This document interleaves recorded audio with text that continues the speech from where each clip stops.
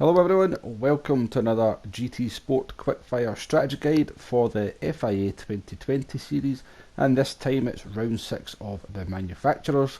We are heading to Circuit de la Sarthe, better known as Le Mans. We have 7 laps to get round. We have Group 3 machinery, tyre wear at times 4, fuel consumption at times 2, and we have the choice of the medium and hard tyre, but only the hard tyre is mandatory. So let's move on and take a quick look at a couple of things. First up, we'll take a look at fuel.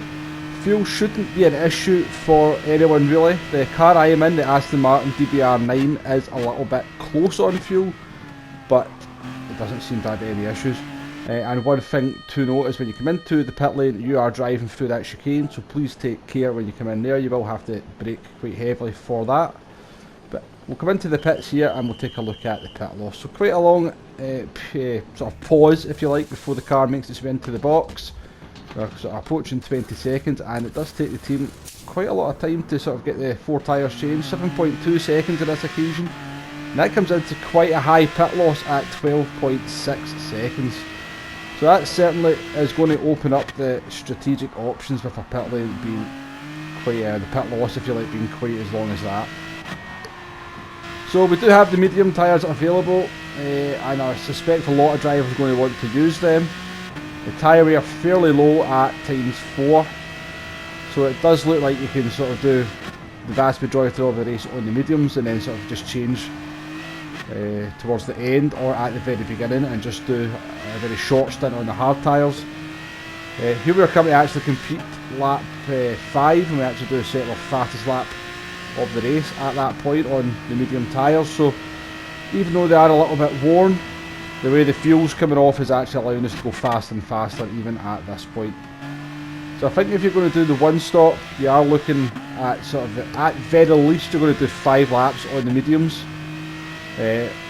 On this occasion I am pushing it to the 6th lap. Now one thing I do want to point out is in this track, be very careful of those track limits. You can see I've already picked up a few. Very easy to do at Le Sarthe. This corner here is one of the easiest ones to do. If you just run wide over that curb, you will pick up a half-second penalty, and that is a fast track to sort of ruining your race. So we pitted at the end of lap 6, we took on a set of hard tyres and we're just going to do 1 lap. Now, if one sort of thing I did look out for here on my hard lap tyre was at my optimal time to see if I was actually setting any faster sectors than I previously had, and throughout the lap I didn't actually manage a faster sector on the hard tyres. And also you can see my fuel there, 0.4 laps left, so as I said, quite close in this car, the Aston Martin DBR9. You do have to rev this car out a lot though in 4th and 5th gear to get some speed out of it. I don't think fuel will be even as close as that for the vast majority of cars out there. Finishing time comes up, it's a 20.08.2. Now we have had 4 seconds added onto there for our track limit penalties. None of them gave me an advantage, it's just the nature of the circuit, it's very easy to pick them up. So for that time we're actually going to take 4 seconds off it when we come to compare it to this strategy that we're on here.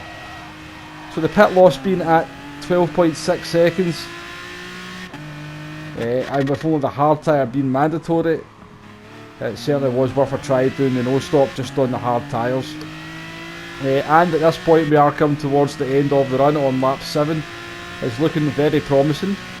The hard tyres seem to be around about 1.5 seconds slower than the mediums, with the same fuel load.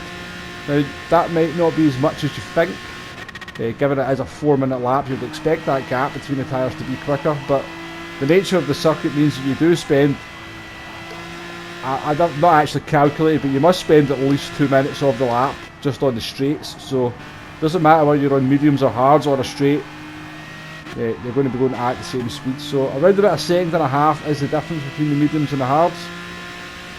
If we just do the basic maths, 7 laps, losing 1.5 seconds is going to be 7 seconds and another 3, that's 10.5 seconds, and a 12.6 second pit loss.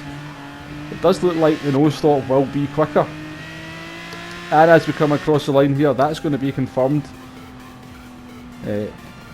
So the finishing time should pop up here. Here we are at 27 minutes 57.3.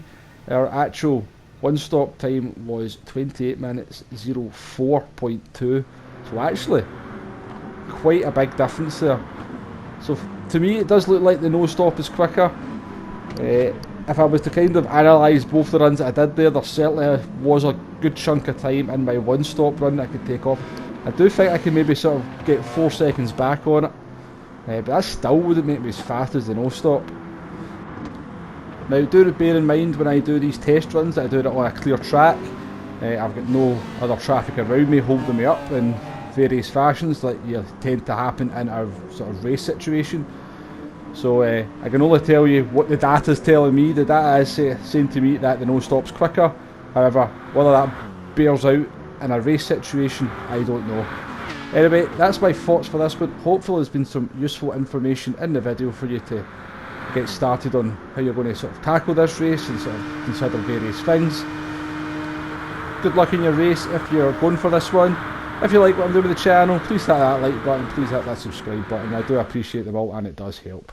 But until the next one, thank you very much for watching and I shall see you on the next one. Goodbye now.